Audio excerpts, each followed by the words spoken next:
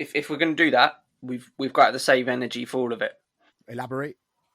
I was saying, like, if we're going to have, quite rightly, if we're going to have that energy that we're going to boycott, like brands and whatever for racism, and we got to have it for all of it.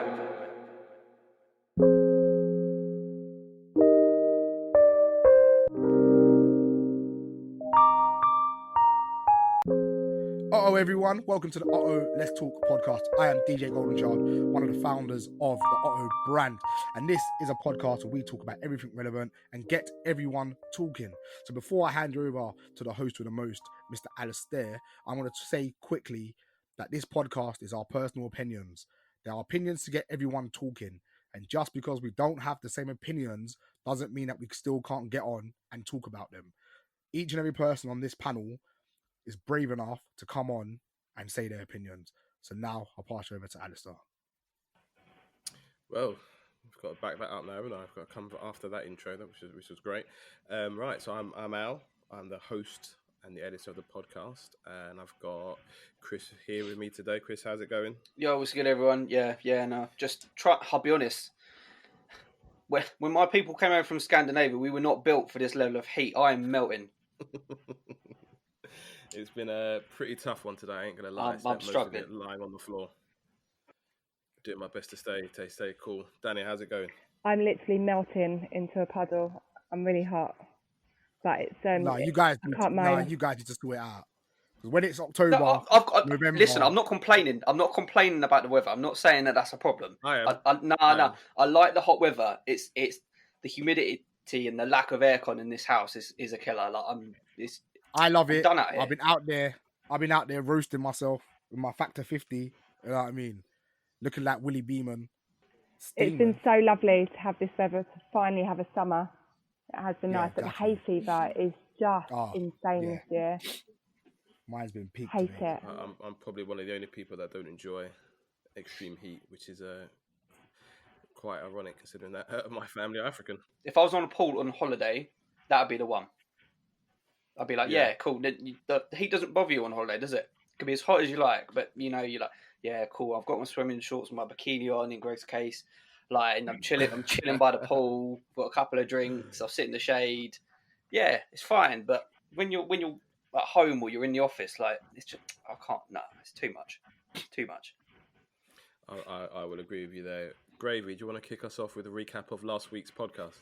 Yeah, well, I don't know how it's been for you guys, but the podcast has definitely done what I intended it to do, and that was to get people talking.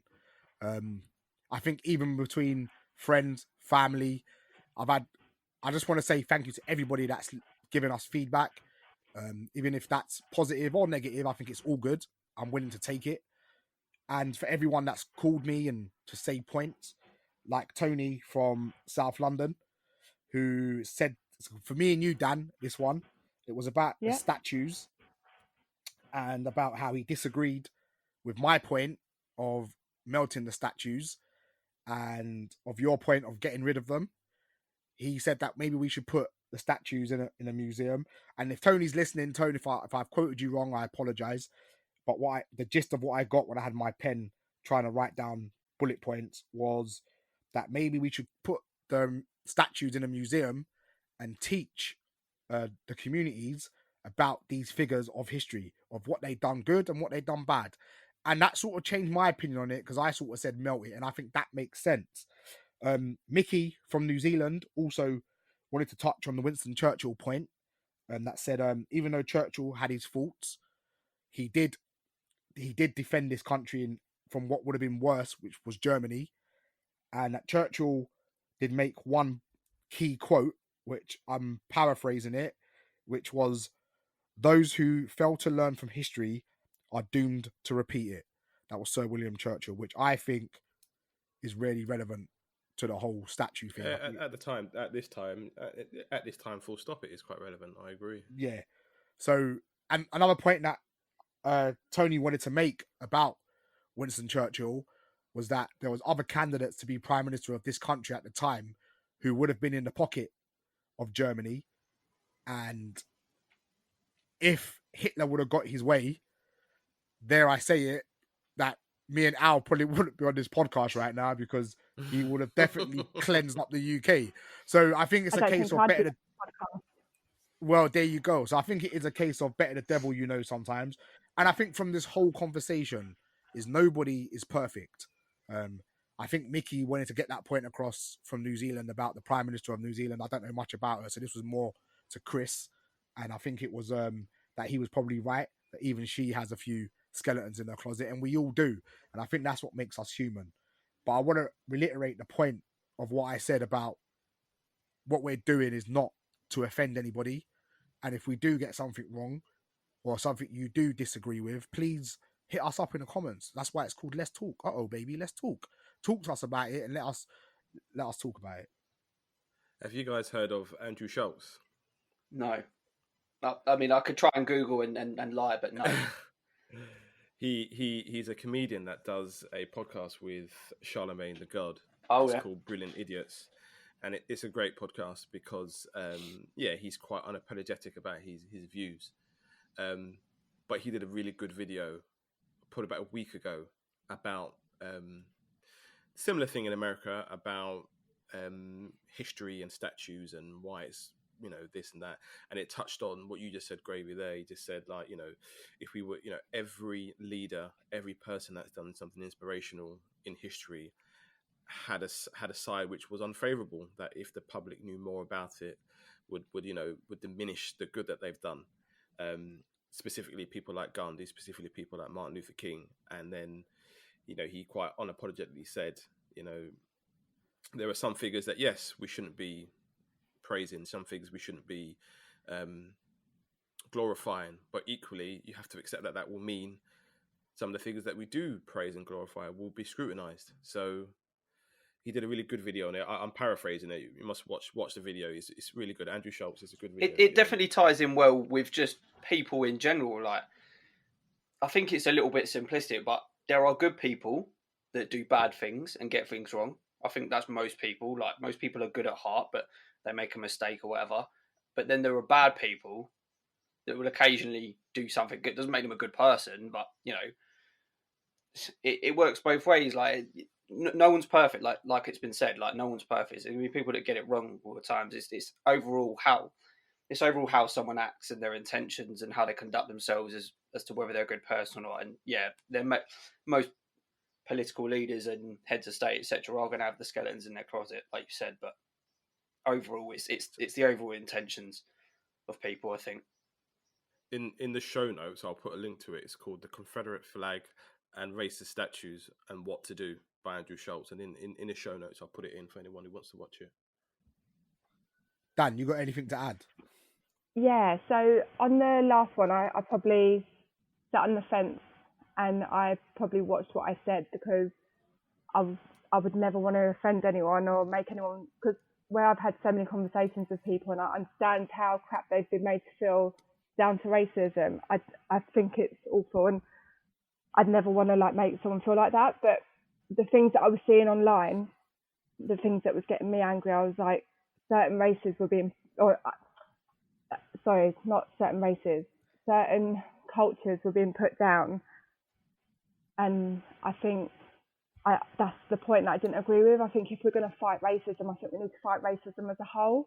And I think putting down other cultures by saying certain comments, like, so I looked, Amber from Love Island, she went to a peaceful protest in, is she from Newcastle? I think she's from, so she went to a peaceful protest and there was thousands of people there and they were being sensible and they were having 2 meter distance and blah, blah, blah. And I read on her post that she said that they got down on one knee for 7 or 8 minutes for what happened in America. And basically, this was her quote, all the white people were shouting at the police saying, get down on one knee, get down on one knee. And a black lady said, the last time a police got down on one knee, one of our brothers died. And everything that Amber said, I was like, I fully agree with it. It's disrespectful. They shouldn't have been speaking during the 7-8 minute silence. I get what the woman said. It's like, it's not nice what happened to him. It's awful, in fact. But what I didn't like was the fact that she said that all the white people were doing it. I mean, there were thousands of people there. How did she 100% know that every single white person was shouting? Like, and I think everything that she said I agreed with until that point. And I thought, you've just rubbished everything you've said because you're putting down a culture that is a part of you. Like, and when she's mixed race, isn't she? Yeah, so anyway, I was speaking with John about it a lot. John's family are from the Caribbean and South America. I'm white Irish, and we were speaking about it a lot because we've got 2 daughters.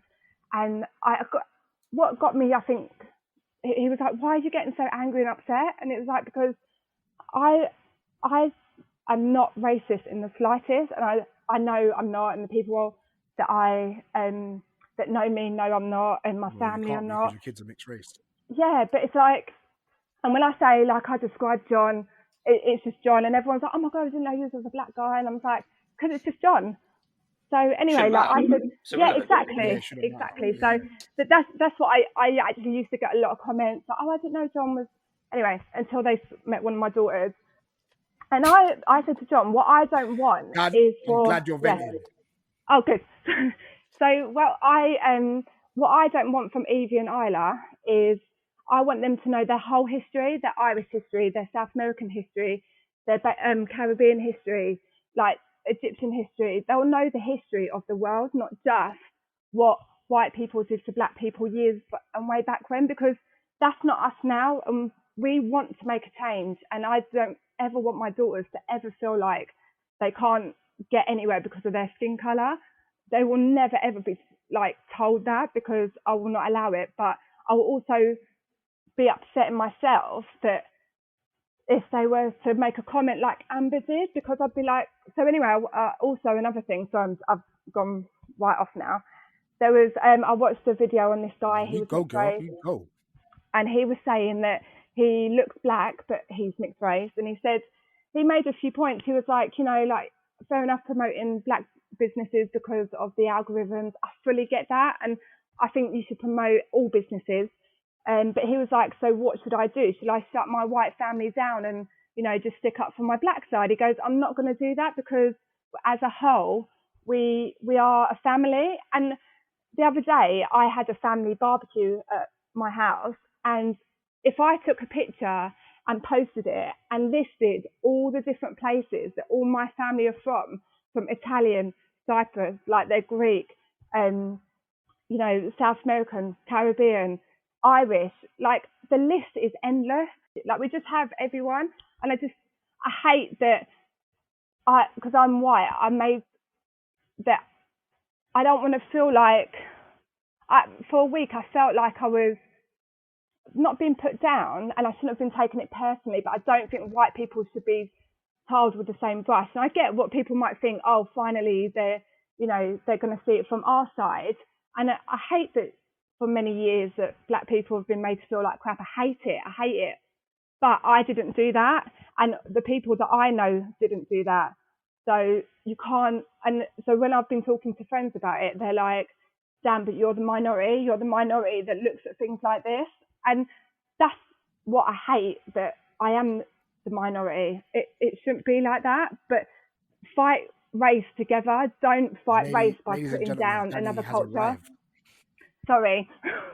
Sorry, guys. I do actually. No, well done, 100% agree with what you're saying, Danny, because it's something that I struggle with. Like, it's not just you know, my views on racism, etc. Like, obviously, most people of, you know, who were brought up properly, weren't dragged up, know that you treat people how you find them, and the color of their skin, their gender, their sexual orientation, it's all irrelevant. But I think the best way that we can sort of sum it up is you don't judge the majority on the actions of the few. Like, and that goes for absolutely anything. Like, you can't say that all white people are racist because of this, and you can't say that all black people are racist because of that. Like, it's just a few people and that are ruining the perception.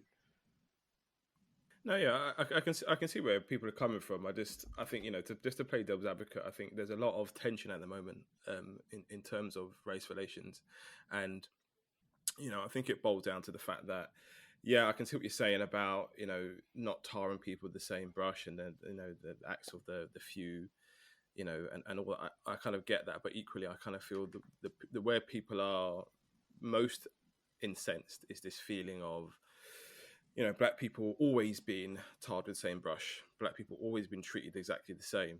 And actually, some of the time when you get people like Amber making these comments about all white people and all such and such, it's kind of a response to the way she's been treated and in response to the way, other black people have been treated in a sense that's how of she's felt. we all get tarred with we all get tarred with the same brush. And that you can only go with what you know. And she's a mixed race woman, and yes, she is, and she's half black and half white. But it's very controversial to say, but unfortunately, the world will probably see her as a black woman. Well, I want to add on your point, because I've got two more bits of feedback from listeners from last week's show. So once again was Tony from South London who mentioned, sorry, Tony from Surrey, who mentioned that the first time he saw a film about racism was a film called Watermelon Man. And for those who don't know what the connotations are for black people and watermelon, it was always sort of told that black people love watermelon and fried chicken, which is I'm not going to say what I was about to say there, but that's always been the link with the black community. So this film's called The Watermelon Man. It came out in 1970. Now, with everything getting locked off because of being racism on most platforms at the moment, I don't know if you can still find it. It may be on YouTube, but I sort of watched the trailer and looked into the film and talking to Tony about it. It was a film about a white guy who was very popular in his community, had loads of friends, was one of the local popular people, and then something happened, and then each day his skin started turning darker and darker until he became a black man, and his friends and social circles stopped talking to him. And Tony said that this is when he realized that what racism was about, and I think that was quite a powerful film to talk about. I don't know if it's still about.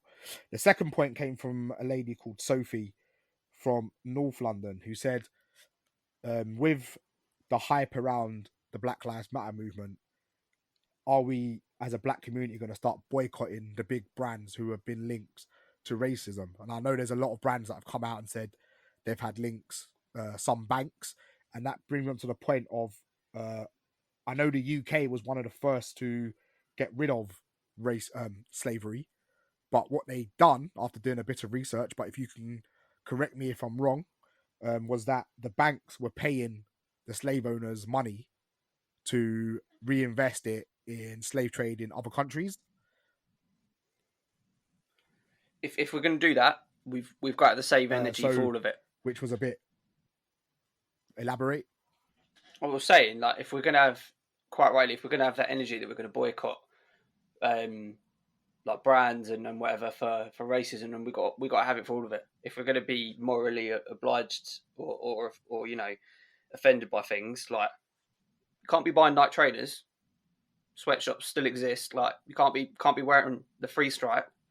Can't be wearing like Gucci and that. Like, you can't. Like, where are these clothes getting made? Like, that's human slavery. That's racially biased. Like, you got to have the same energy for everything.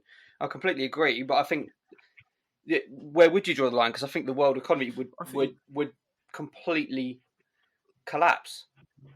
I think you draw the line on ethics. Really, it's the ethical choice. So, I do my best not to buy clothes from fast fashion, because I understand the connotations behind where those clothes are produced and how they're produced and who gets paid for them. So I do my best to try to purchase ethically. So within that ethical stance of how people are paid to produce the clothes that I wear, it equally, for me, links in with the fact that if there are brands that are particularly offensive to my community, then 100%.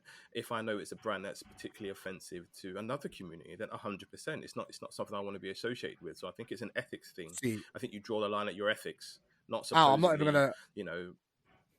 I'm not even gonna lie there. Mine is done ethically to my bank balance. Like, number one, I ain't buying Balenciaga. I ain't buying Gucci. I'm not buying Dior because practically my bank account cannot reflect that sort of purchase of clothing. Another point I wanted to make was, I know someone made a point about KFC, how that recipe has been stolen. Are we going to stop eating KFC in the black community? I doubt it. And there was one other brand which I didn't write down.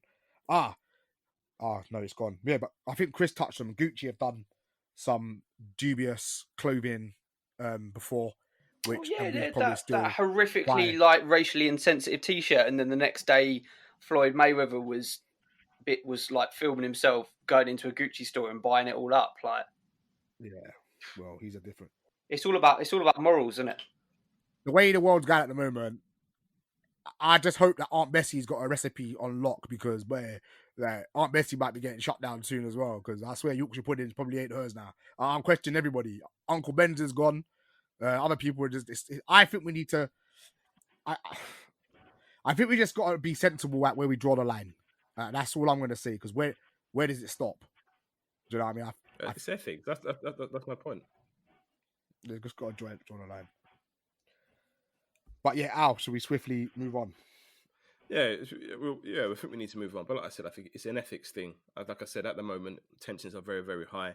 People feel like they're being misrepresented.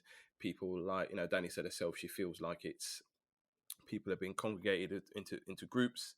And tensions are high. And I think we just got to understand that at the moment. I think the tensions in the black community is very, very high, because it's something that we've dealt with all our lives. The tensions now becoming in the white community, because we're asking the white community to start reviewing their practices and the way they see the world. So unfortunately, at the moment, we're going to have to do our best to push forward with the current issue, which is at the moment, which seems to be the lives of black people, and giving us a bit of a help with that. And then as other issues arise, we push forward to that. So that's what I said. That's why I say it's an ethics thing rather than a race thing. It's an ethics thing. But on a lighter note, would anybody like to elaborate on Daniel Rashford and what he's been doing in the community? Daniel Rashford. Listen, Matt Hancock. On a positive note, Matt Hancock is an absolute chief. Shall I tell you why I find that quite interesting, the Rashford thing? Because I've spoken to a few friends about it, and I said, for a young person of his age and the money he's earning, and I'm going to be honest here, the last thing I'd be thinking about if I was in his position with his money would be trying to help others. Like, I'm not going to lie. I'm thinking of me mentally at that age. I don't think so I take my hat off to him doing that. Like, him saying, I was one of them kids. I used to get school free dinners at school as well, but I never would have got, if I was in that position at 22, I don't think I would have had that sort of mindset to go and help kids. That is I wouldn't. So different money though, isn't it? Like a month's wage is generational wealth. I don't know. I don't think people realise the magnitude of what he's done. And I say it in light heart, let's talk about Daniel Rashford, but actually, like, monumentally. So because of him, 1.3 million children, 1.3 million will be able to claim free school meals during the summer holidays. He made the government U-turn on their own policy. Like, that is monumental. I mean, he himself has said, he himself has said that he believes that his generation, in terms of, you say at 22, his generation of people aren't afraid to speak out now, because, he said he was inspired by the backlash that Raheem Sterling got. And he's probably a little bit younger than Raheem Sterling, but, they're roughly around the same generation. And he was inspired by that. And, like you said, being a free school meals recipient himself, it was a cause close to his heart. But, because of what he's done, not only is he, he's made governmental U-turn U-turn on their policy, but he's ensured that, 15% of the children that go to school, in this country who are free school meals will be able to continue that for the 6 weeks during the holidays. I live in East London, and down the road is Tower Hamlets. They've got one of the highest percentages of free school meals in the entire country, nearly 36% of children. But Al, you bring These onto free my school meals and Tower onto the Hamlets. flip side of that, because speaking to a few friends, I ain't gonna name them, but a couple of them were like, yeah, what you done was nice and that, but that's all right if you've got one kid. If you've got a family who've got 5 kids, that means I'm paying for 5 school meals, and I can see that from people that don't have children. Like some people are feeling Well, like that's society. Hold on a minute. I disagree. Then that's like Yeah. saying, I'm not why am I saying that's paying for the I'm police not to do saying, their hold on, job? I'm not saying Why am I paying? before Why you am I guys paying for censor me. I'm not No, saying no, that's I'm my not. I'm point. not arguing with you. No, no, not at all. Right, I'm not arguing with you. But what that reminds me of is this horrible rhetoric that people like Katie Hopkins throw out, and they say, "Oh, instead of taking what he done at face value, they say, if you don't have the money to have the children, don't expect me to pay for it." This is society, yeah. We're in a society where we pay our taxes that go to the most vulnerable children. You're telling me because a child happens to be vulnerable in a 5-strong, 6-strong family, it's the child's fault and they shouldn't be helped. It's a nonsense. You don't want to pay for somebody else's child to eat. What kind of a person is that? It's not the child's fault. No, it's Children are nonsense. vulnerable.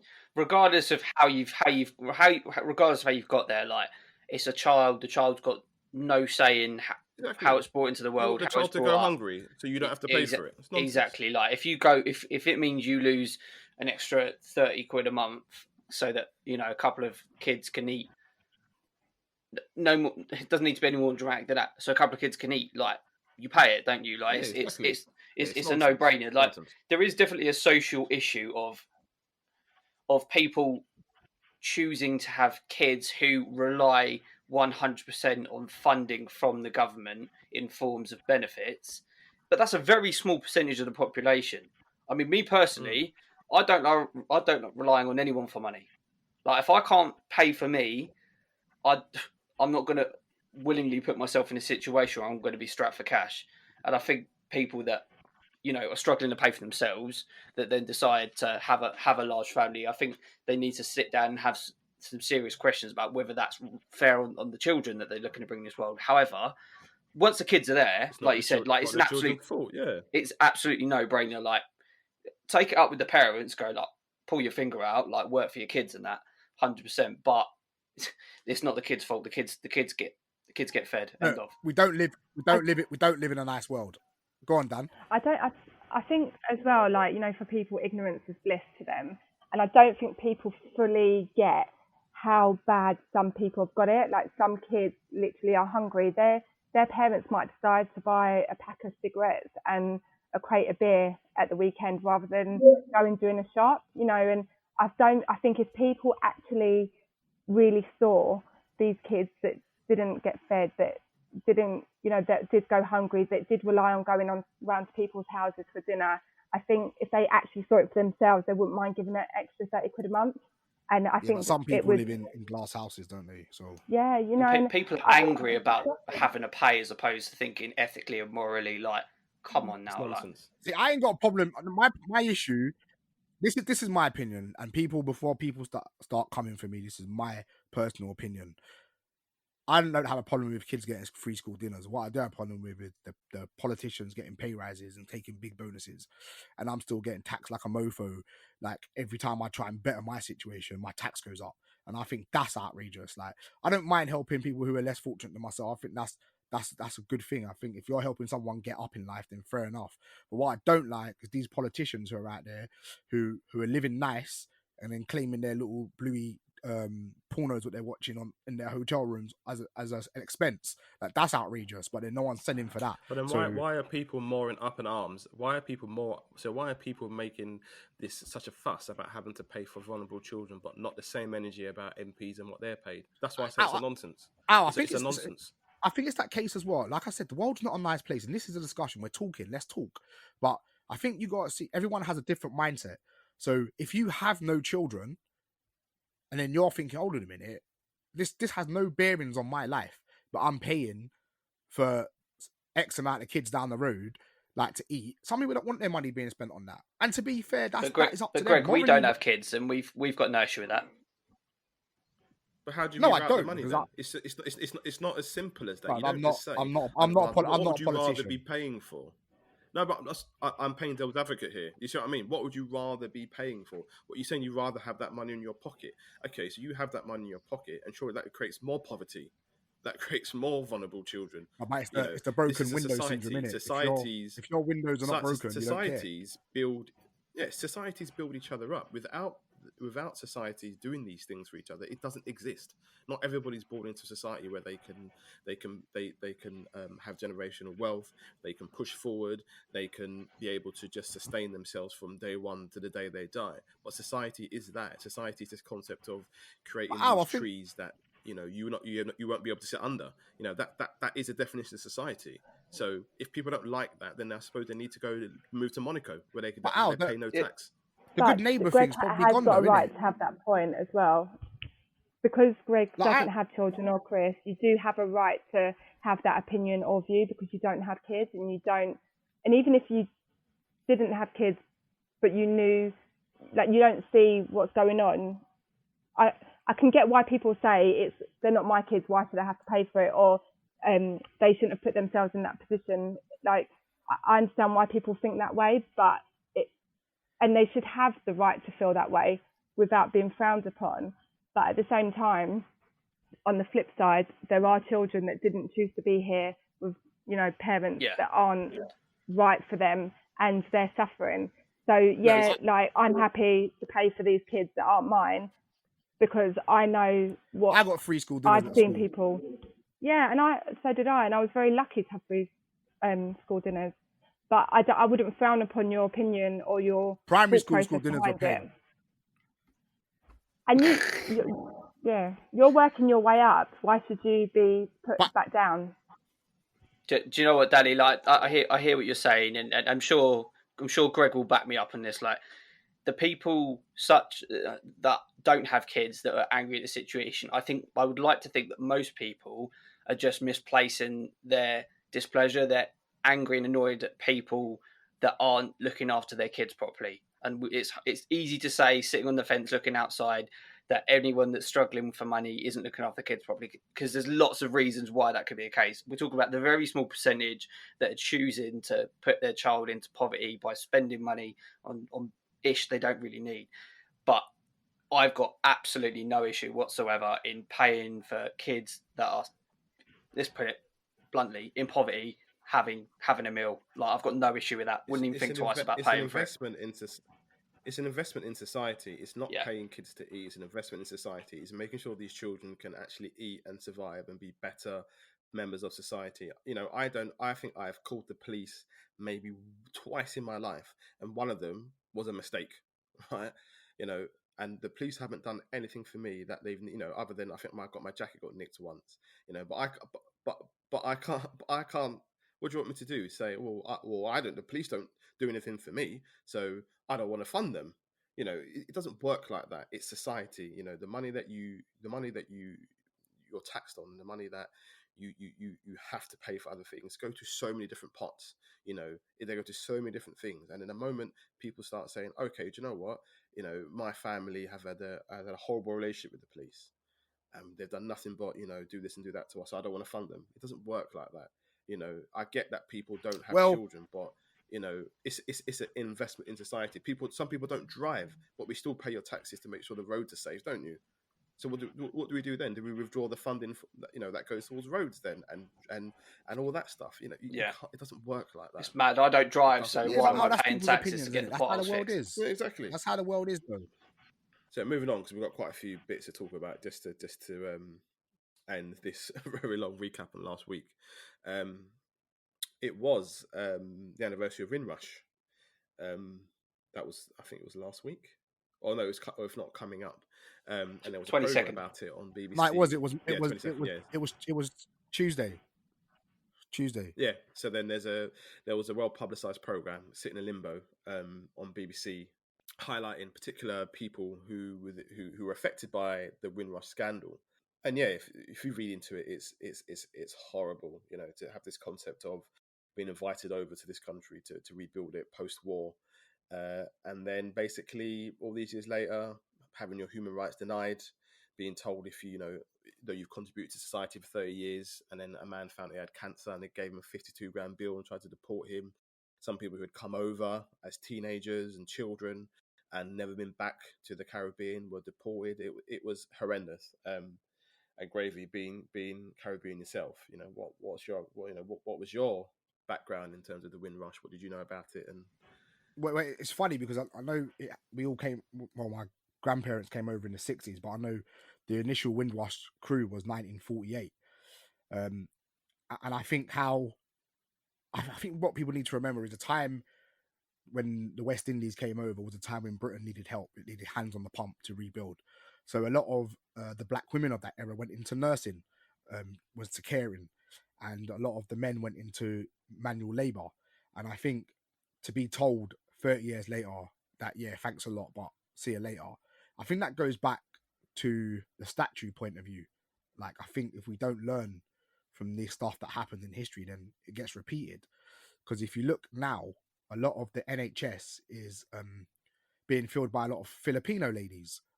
I've visited the Philippines, and a lot of them train to be nurses to come over to the UK and the States to fill that role. So again, with history repeating itself, it's happening, but not with the West Indies, with a different part of Asia. So I think we need to learn from that situation. That when the West Indies came over, we contributed massively to society, culturally, fashion. And I think if you look at Britain now, Britain has a big West Indian culture, from food to music to fashion. Massive. To music, massive. Yeah, massive. And I think to forget about, especially like rest his soul, my granddad came over in the 60s, and he came over during the London riots, funny enough, and he loves the UK, well, loved the UK, my granddad. And he said to me when he come over that he'd walk the streets and they'd say like, "Oh, darky, you want a job?" And when he was telling me, I was like, "Wait, like, granddad, you cool with that?" He's like, "Son, I got 4 children at home at the time. I needed a job." So I didn't hear the darky bit. I just heard you need a job, because I knew that was going to be putting food on the table and keeping the roof over our heads. So in my eyes, he was like, I didn't see it as racist because I needed to earn money. So if you look, and I'm not saying it's right, but if you look at how thick-skinned he must have been during that, to say, do you know what? I need to provide for my family. If this guy's going to call me something, I still need to earn. And it was wrong, but we have to understand. And again, it's about learning our history. Is his work ethic to provide for his family. Those same people were told they had to go home. They weren't allowed to be UK citizens. They were told they had to pay the NHS for medical appointments. Some of them had their paperwork lost, and I think that's what makes it even more heinous. That the fact that, like you said, these things happen to some of these people, and then they were then told, "Thanks a lot. See you later." So yeah, it's outrageous, man. It's outrageous. But you know what? I'm fed up of seeing the positive stuff like associated with the black community. In fact, with everything, 2020 has been the most. If it was a rave, it would get locked off. It was just dead. Like, for me, like let's put a positive spin on what we've added. If it's a football team, it would be Arsenal, wouldn't it? You got jokes, mate. Why? You know what I mean? Why do? I just think we need to put a positive spin on what we have added. What we have added to the UK, rather than what we haven't added. That's all I want to get across. Because I've never committed a crime. I pay my taxes, so that I contribute. I feel I contribute to this society, and I feel a lot of people before me from the black community have also added to society. And I think then to turn around and say get out or pay your bills is totally outrageous. Yeah, and I think it's quite a poignant way to end this part of the pod, and we'll move on to part 2 shortly.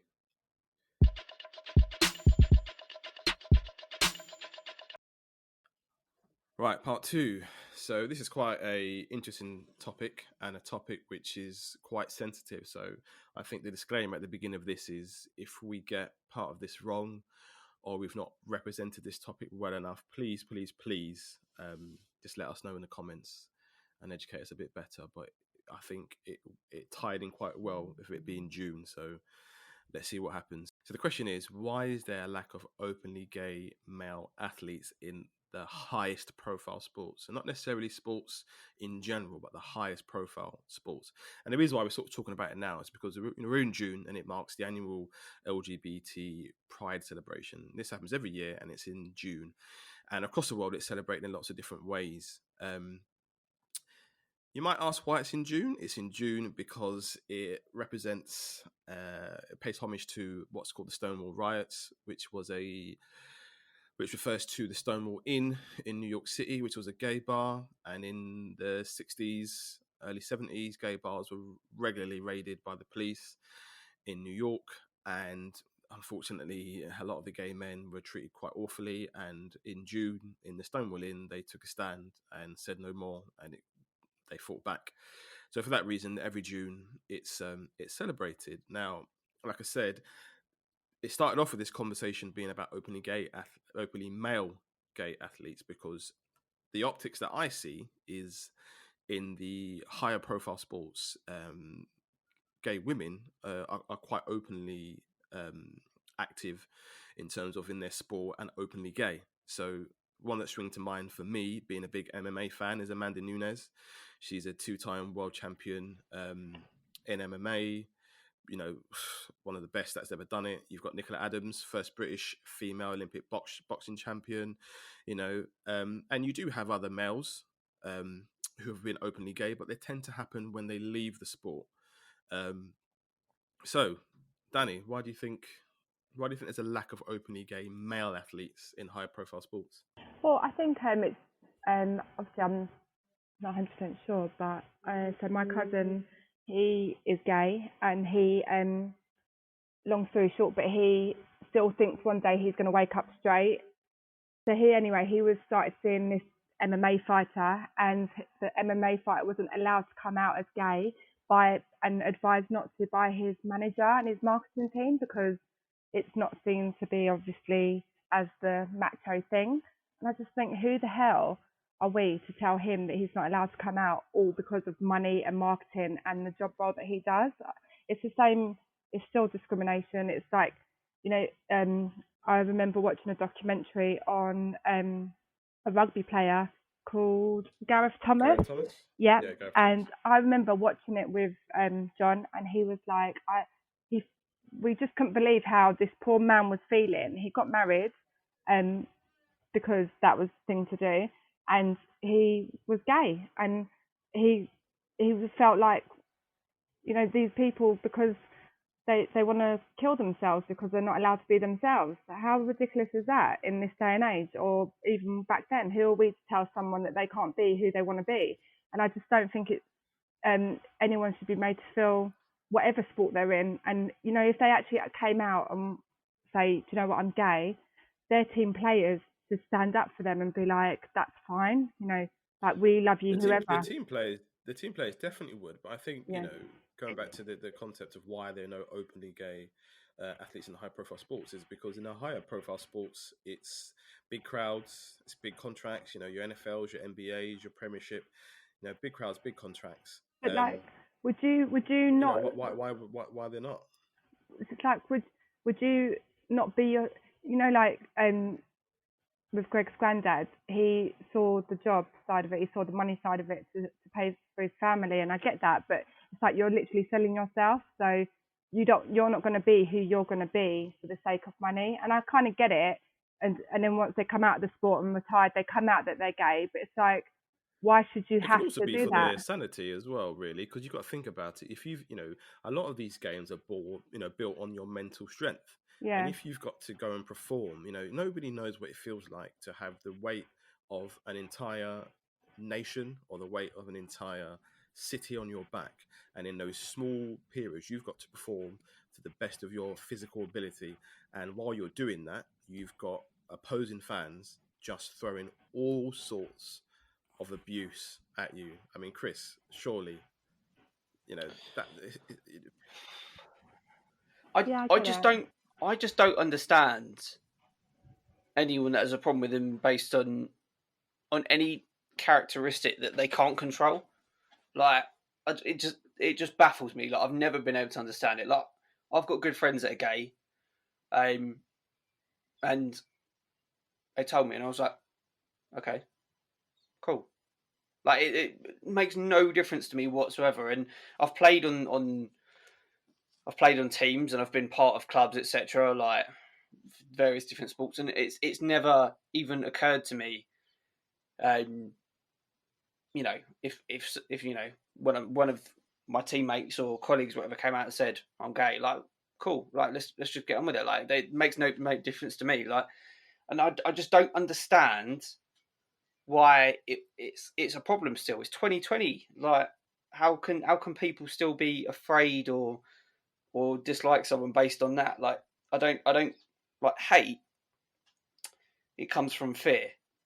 But what are people afraid of? Are they afraid to come to terms with their own sexuality, and that's why they're hateful? Like I don't get it. It makes no sense to me. Like, I mean, you can't control whether you're gay or straight.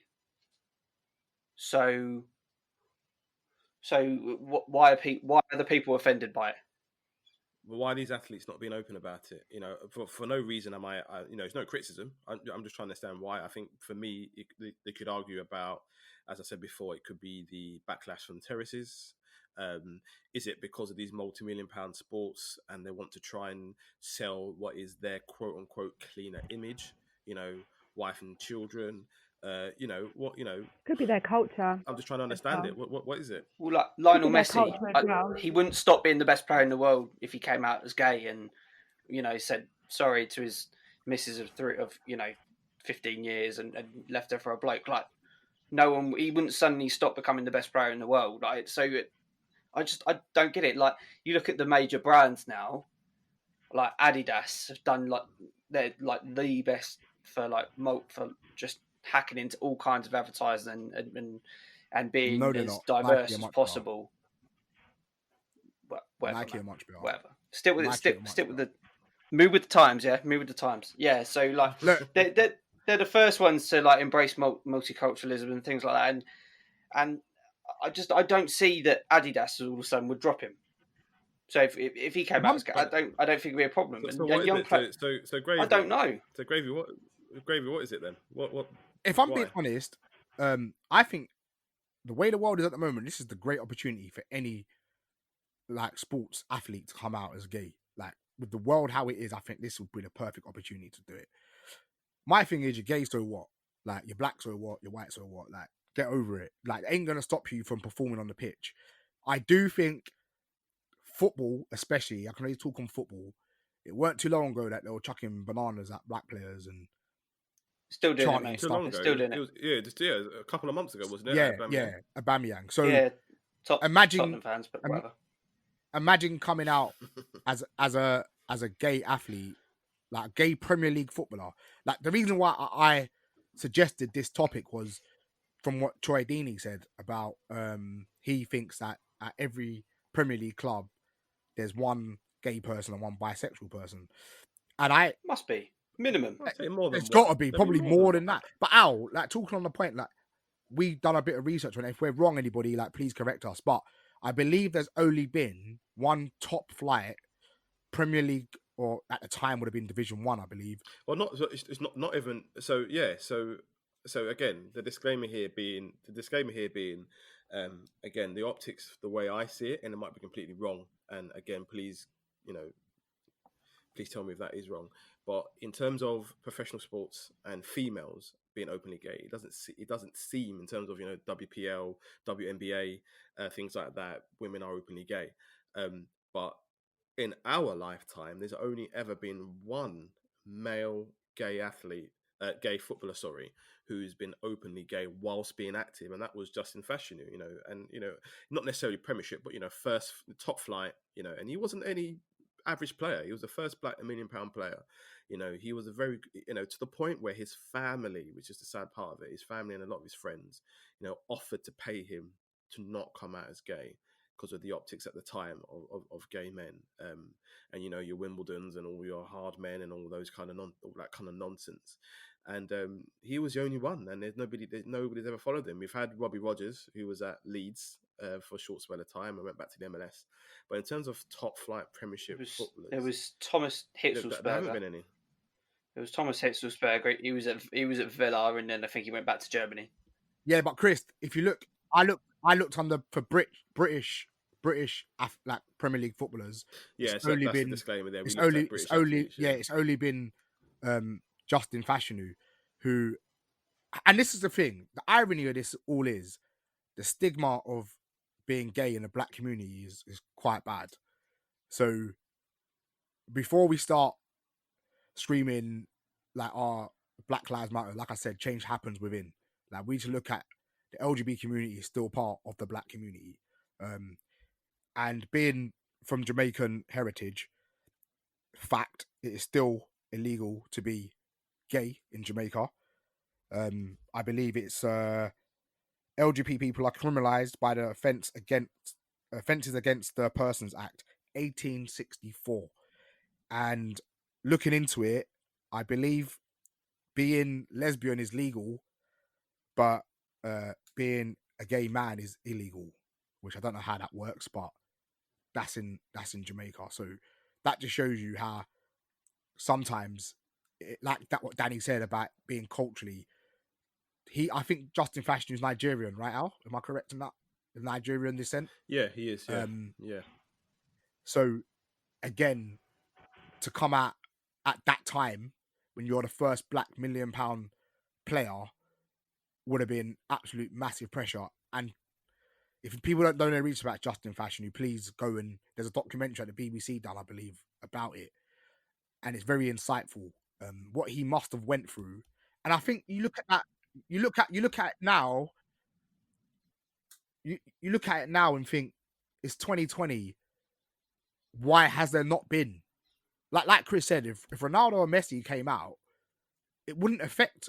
You ain't gonna drop that player because, like Danny said about her cousin's boyfriend being an MMA fighter, I'd happily come out because I'd be like, anybody says anything, I just put you in a tap out chokehold. You know what I mean? Who's gonna say something to you? Just lock off that chin. Yeah, lock off your head. Like, I'm sorry, I know I'm not, and I'm not saying violence is the way, but boy, sometimes you just gotta show people, innit? Let me just show you what I can do. So, like, no, I think it's outrageous, and hopefully it will happen soon. So, sorry, Chris, I think you're right there. I think Hitzlsperger was the highest profile footballer, and I think we did concentrate on British, but actually, in terms of high profile active footballers, yeah, he's been the only one. So I think you're right there. It's That's quite crucial. I find weird that. Sorry, what I find weird is that I find that society are more inclined to accept lesbians and gay men, and I find that 100%.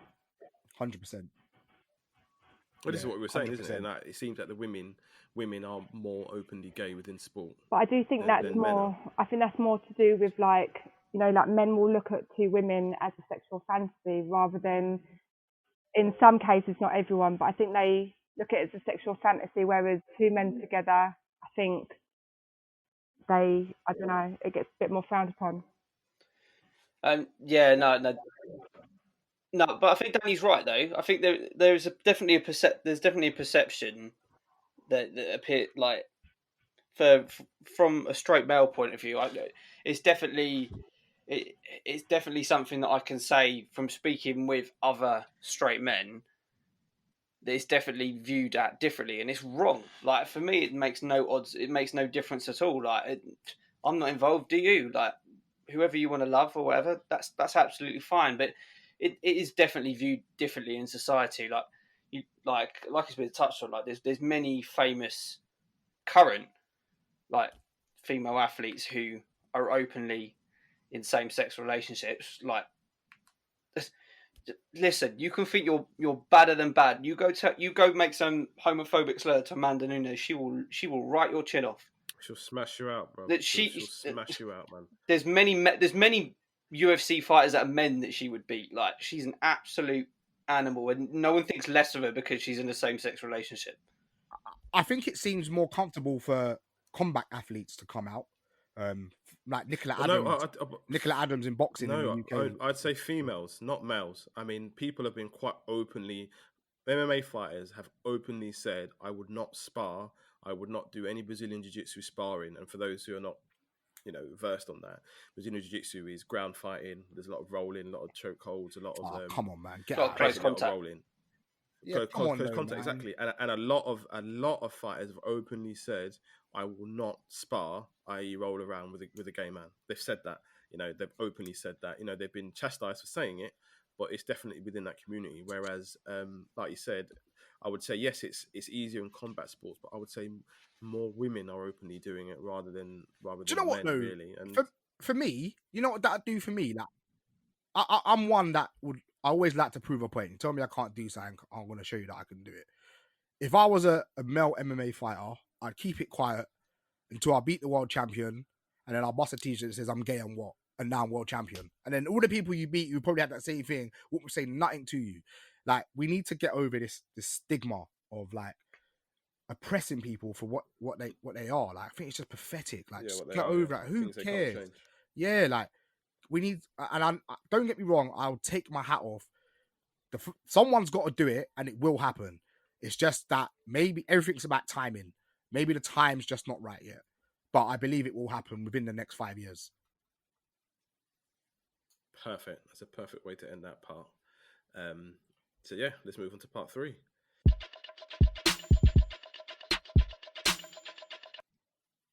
Right, part 3, social media versus reality. Social media has changed the way we consume our news, our products, and most importantly, how we consume each other. Unfortunately, it shapes our expectations of reality, and it undermines our esteem and fuels obsessive social comparisons. So what can we do to be more mindful about its negative impacts and begin to benefit from a very, very, very diverse, interconnected world? Now, that's a quote that I took from a TED Talk from a lady called Catherine Ormerod. And she's basically talking about her time in the fashion industry and how she started in there well before social media. Then social media became a part of it, and she was kind of forced to make that part of her job. And she just had a point where she just said, listen, what I'm posting about this world that I'm in does not even slightly reflect what's going on in my life. I'm sat next to somebody else who's doing the same thing, and they've got cancer. I'm sat next to somebody else who's done the same thing. They've just got a miscarriage. They've had a miscarriage, sorry. My husband is leaving me, but I'm in Saint-Tropez posting about how great my life is. And it hit her quite hard, and she posed the question, is social media ruining your life? And she wrote a book about it, and she has since become an influencer, funnily enough. But it was by asking that question to lots of other influencers, is it ruining our life? And she's able to actually get to the crux of it. And I'm going to ask Gravy to kick us off here. But before you do, Gravy, I want to throw some nice figures at you. So this was taken from a company called Orbelo, I think, or Burlo. They're a dropshipping company, and they did a bit of research as of the end of 2019. And I found these figures quite astonishing. So 3.5 billion social media users are worldwide, so 45% of the world's population. Facebook is still the most popular social media platform. People spend an average of 3 hours a day on social networking. 5 million daily active Instagram stories are uploaded worldwide. 49% of consumers depend on influencer recommendations on social media, and 71% of consumers who have had a positive experience with a brand on social media are likely to recommend that brand to their family and friends. So, Gravy, what are the positives? Where has it helped in social media? What are the positives? Positives is, I think it's a great platform to promote something that you have. I use social media a lot. Some people may believe that I'm actually in love with social media, even though the reality is, as Al and Chris know, I absolutely hate it. But for me and what I do, it's quite vital in today's market to use it the way I do it. It can generate sales. It can generate a buzz around what you do. Used right, I think it's very uplifting sometimes. I think if you use correctly, it's massively positive. Like, for me, during lockdown, doing my live DJ sets has been good for me to still feel like I'm still part of my job of what I'm doing. It's sprang sales in for the clothing. It's sold tickets for the brunches and parties we do. It's giving people a platform to listen to us as I put out our podcast on there. So the positives are great. And I can't tell you the last hour. Remember when I used to do raves when we was at school and college? I used to drag you and Wayne out with me to go fly cars like after raves. Like, I don't have to do that no more. Like, because social media, I can't tell you the last time I've printed a physical flyer for a party or an event that I'm doing, because I don't have to do it. So the positives are great that way, but then I do feel, in fact, let someone else talk about the other positive bits. I'm going to do negatives next. Chris, how does it hinder? Do positive and negatives. How does it hinder, Chris? How does it hinder? Well, I think it's just like all telecommunications in general. Like how many times have you had a text off someone and you've been like, that's a bit off key, and then you've like called them and you'll be like, no, I didn't mean that. I was just talking about this, and you're like, oh right, okay, it didn't read like that. So like it just straight away you can see something that someone posts and interpret it differently. Like it's faux reality. It's not real. Like someone will post something and be like, look, love my new TV, or feel so much better now the house is clean, like posted on the gram, but you know, you haven't seen the previous 6 weeks where the house looks like a tip, or like someone will also, or do you know what I mean? Or someone will post like, it's not even just about what you're seeing. Like it could be like really cool image, something. Oh yeah, I really like that. That's how I want to do my house. But it could also be something like, someone could say something and it's not actually what's being said, it's who's saying it. That's why it gets liked. Like sometimes people will like something purely because of who's saying it, and I think that fits in quite well with life. Like popularity is king, 100%. Like someone will say something and you'll see a tweet on something and it's got like 100,000 likes, and it'll be something, be like a pretty girl's posted like a photo of herself in a bikini saying some with like a inane caption, like just trying to get people to like it and retweet it and trying to get hits on a page. Like it's just for attention. Like, but it's complete nonsense. Like it doesn't deserve any attention off the back of that. And it's quite sad, really. Like some people will be posting things purely to try and get vindication or to try and get some love. But it comes across as being self-serving and being arrogant, and it's just like real life. Like people will say things and you think, well, why have you said that? And you know, it wouldn't be till you actually sit down and have a chat with them and realise they're going through a bit of a rubbish time or something, and you think, okay, that's why they're doing it. So it's no different. It's no different from real life in the sense that you have to decipher the bits that you want to take on board and you want to pay more attention to. Like it's no different in that sense. Like that will happen in real life. It's just a lot more difficult when you're even more detached from that person and it's just something that's written on your phone. Yeah. Danny, what are the parallels with social media and girls' magazines and women's magazines? Where are their parallels? I just, when I see girls posting up videos of themselves, moving the phone around, doing this pose, pouting, moving their head to different sides to sides, what is that? What are you doing? Do you not feel like a bit of a donut doing that? Because you look like a donut, in my opinion. What are you doing? And I think, how are people finding this and like entertaining? It's insane. But I do know a lot of people that compare their lives to other people's lives, and they're like, oh, it's not fair. Their lives are perfect, and they do this with their kids, and they do that with their kids. It's not real. Some of it obviously is they go out with their kids, but it's not all real. Like I love Joe Wicks, the body coach, because when he does videos of his house with his 2 small children, his house is a tip, and I think thank God that I'm not the only one. Like every picture I post is my house is a tip. My kids are throwing stones everywhere, got silk cocoa pots everywhere, and that's what like I think a lot of people appreciate realness on social media. But with links to magazines and filters, girls having filters, it's things that it's people they want to look like, and now we're moving into a thing where there's certain women posting up pictures of themselves post having a baby and what their stretch marks look like and what their bodies are disfigured, like not disfigured, but obviously they're not in the shape that they used to be in because of the children they've had. And that's the body image that we need to be showing, that's real life. And these clothes look amazing on women with body types like this, because curvy girls became fashionable, that everyone started getting, like, have small waist, big bum, big thighs. But that's not just it. There's more to curve than that, if that makes sense. There's certain clothes that look amazing on those body figures, but what about the body figures of the women that have the real curves, if that makes sense? No, yeah, it does. And I think, that's why I asked the question about the parallels, because it seems like it's gone from this unattainable look and figure and house that you saw in a magazine. Yeah. And now it becomes this unattainable look and house and figure that you have on Instagram. So I do think there's quite a lot of parallels. And I suppose, anybody can take this one up here. It's just touching on, influencers, because ironically, the woman who I quoted, Catherine Ormerod, the woman that I quoted, Catherine Ormerod, famously, it all clicked into place for her when she started posting about her real life. She started posting about the fact that she was being divorced. She posted about the fact that she had fertility issues alongside all of the fashion stuff that she'd done. And so surprisingly to her, despite writing a book called Is Social Media Ruining Your Life, she herself became an influencer. Yeah. And all of her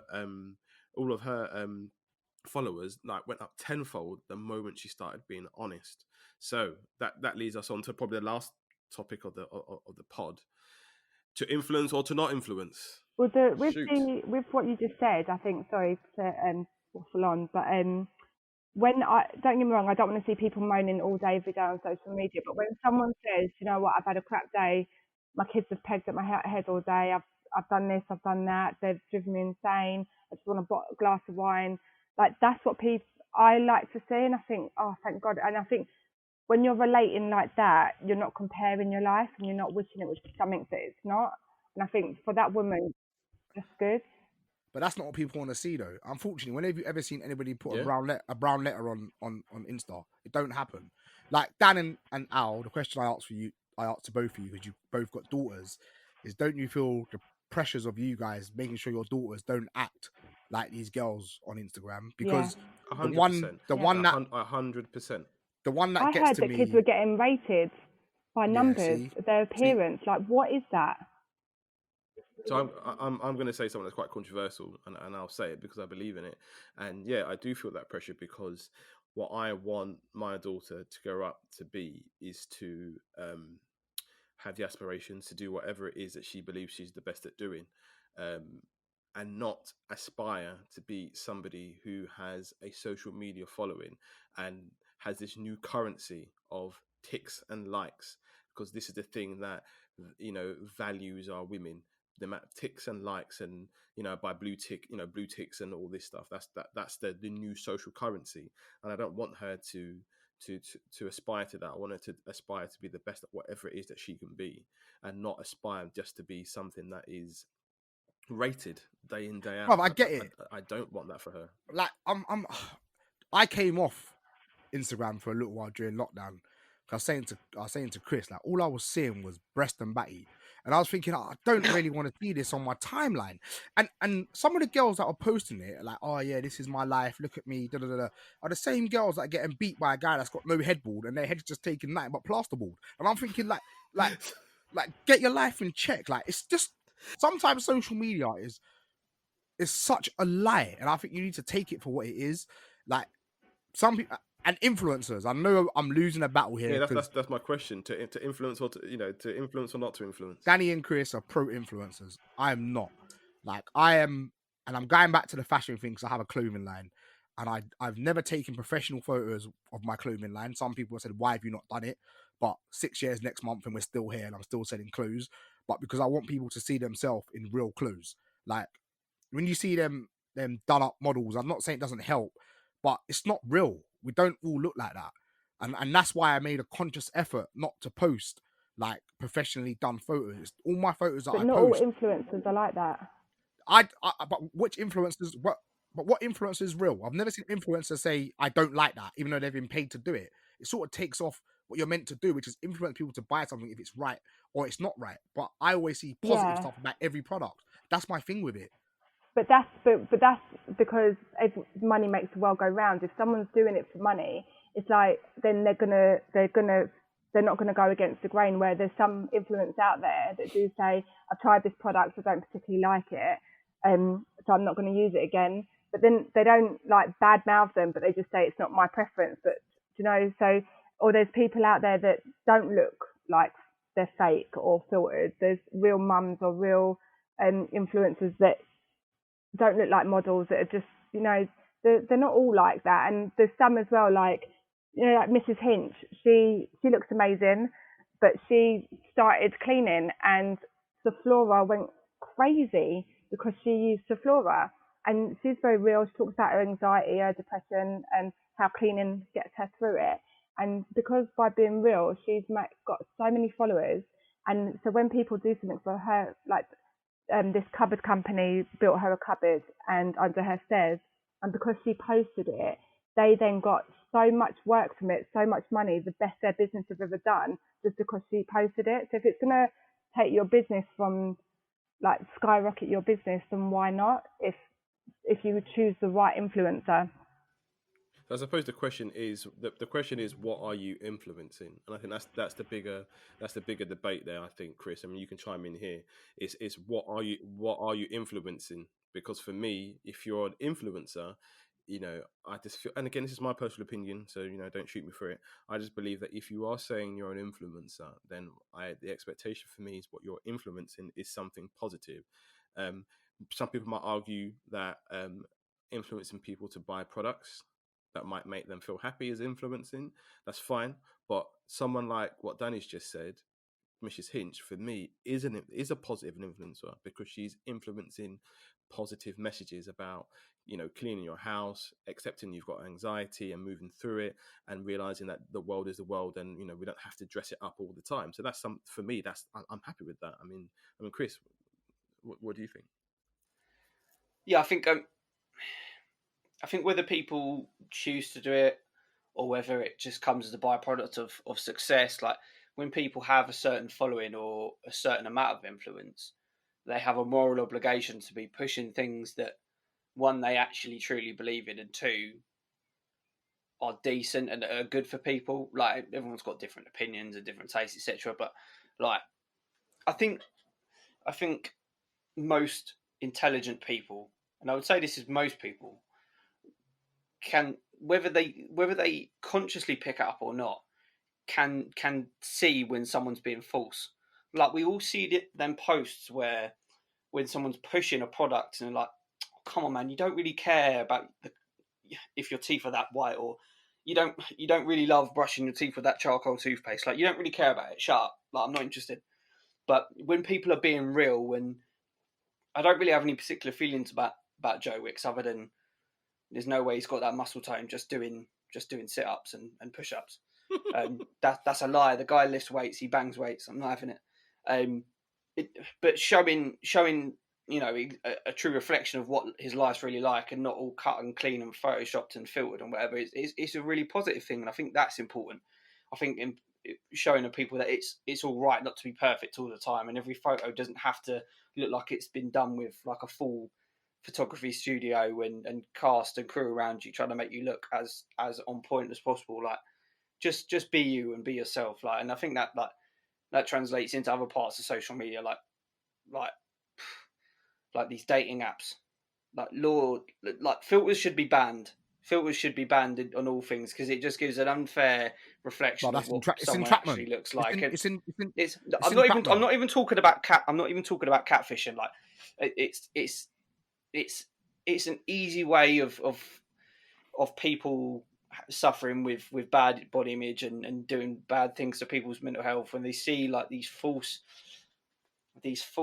representations of people like looking like they're movie stars, when in fact they've just hit a certain filter or something. And like, people should feel comfortable enough to be themselves and to show the real self without fear of, you know, repercussions or people thinking less of them. Like, everyone doesn't look great every time. Like, Greg, I've seen you 1-2 times on video chat during this lockdown, and the less said about your headpiece, the better. Like everyone's goes through good times and bad times and that. Like, so we should be comfortable enough to show ourselves on a daily basis for fear of being criticised too much. And I think if people that are influencers are showing true reflections of what they're actually going through and they're promoting positivity and tolerance and all the rest of it, then I'm all for it. The problem is that I face with this influence thing. Yeah, the problem I face. I've sent you some of the messages I get. I send Chris some of the messages, but I get about 40 to 50 a day, like influencers trying to get me to send free stuff to them every day. Yeah, so it does my head in because I'm thinking the same £350 that I'm giving to you, I can go buy stock. Do you know what I mean? So that's a whole nother podcast. The dating thing, that should be illegal because I've seen girls, and I blame that on Snap. Is it Snapchat? Snapfish, whatever it is, yeah. I blame it on that because that started the whole filter thing, turning girls into eights, saying they look like Mariah Carey, they turn up and they look like Rikishi. Like it's not right. Like that is wrong. What about the guys then? You know, don't just. But I can't answer that question. Daddy can't answer you because she's got a partner. But I don't go there checking what guys look like. I'm sure if you was on there, you'd have some slick filter with the doggy ears and a tongue because I know that's your style, isn't it? But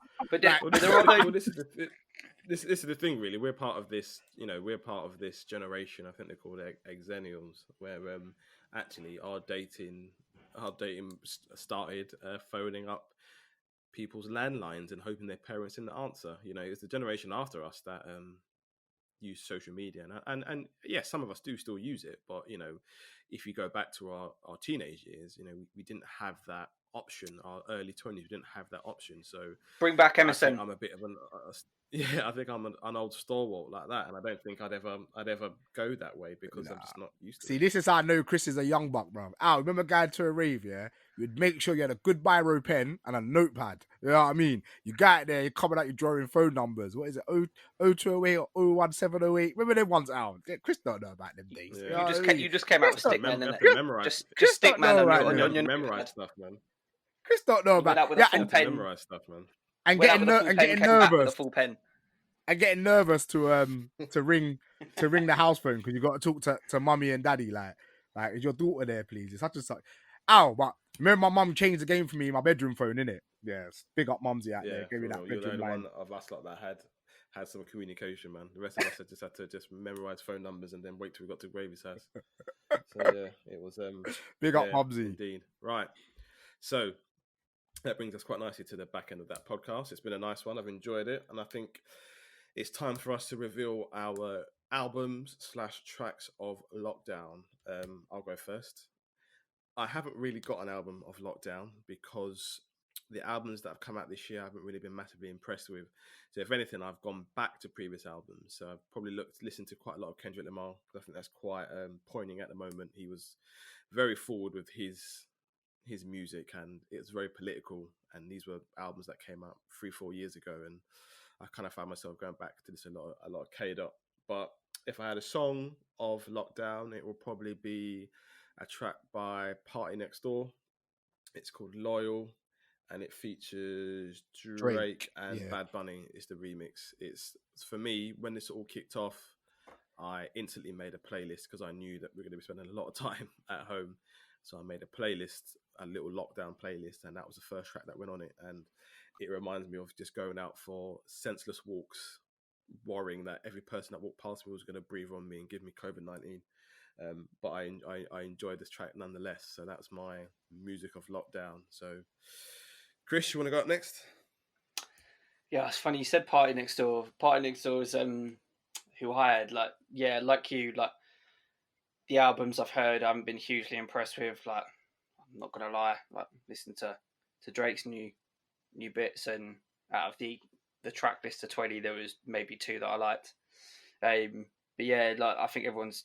I'm just gonna say this real quick. I don't understand, other than the creative process, I don't understand why artists have dropped off now. Surely now is the time to be plugging your new bits because no one's got anything else to do. People aren't as busy. Loads of people are not working, so surely now is the time to flood the market with your new music. But or be recording new bits, but that's just me.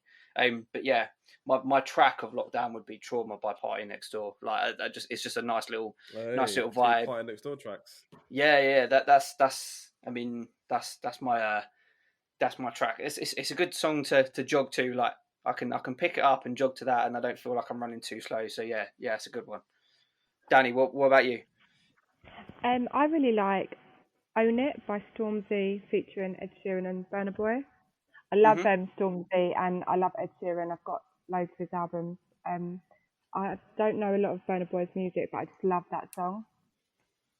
I love it. Burna Boy's big in the Burna game. Boy fan. Big Burna Boy fan. I'm gonna listen to more. One of his tracks is my ringtone. Funny enough. Oh yeah, no.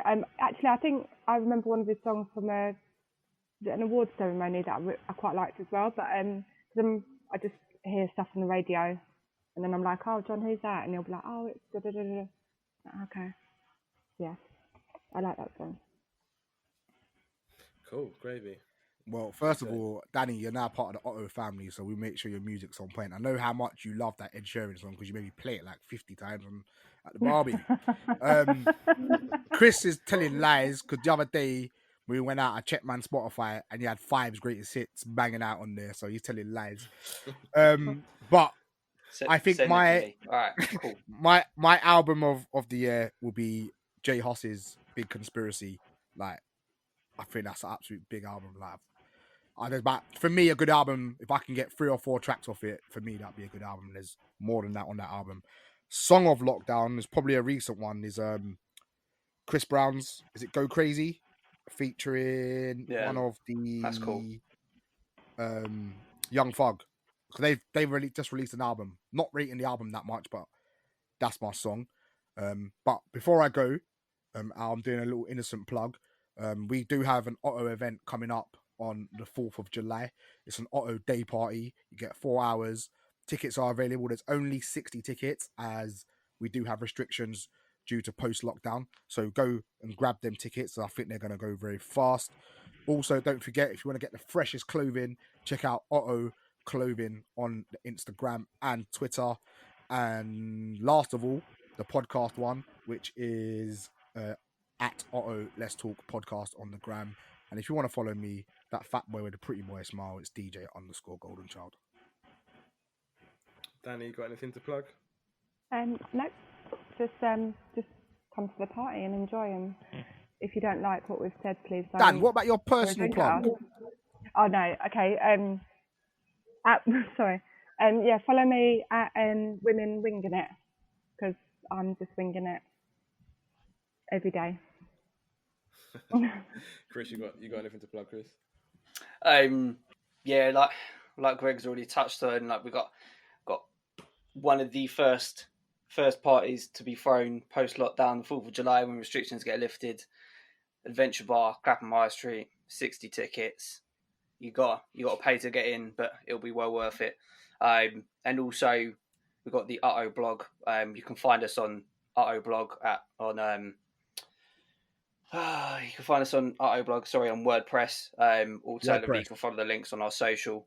It touches on everything from daily rants to mental health to parties to just everything. So give that a little read when you're bored and you got 2 minutes to yourself. Great. So that's the end of episode 2. Just leaves me with enough time to say thank you, Danny. No problem. And thank you, Chris. No worries. Cheers. And thank you to Gravy himself. Uh-oh. Right, that's the end of the pod. I'll see you guys in the next one. Bless. Bye.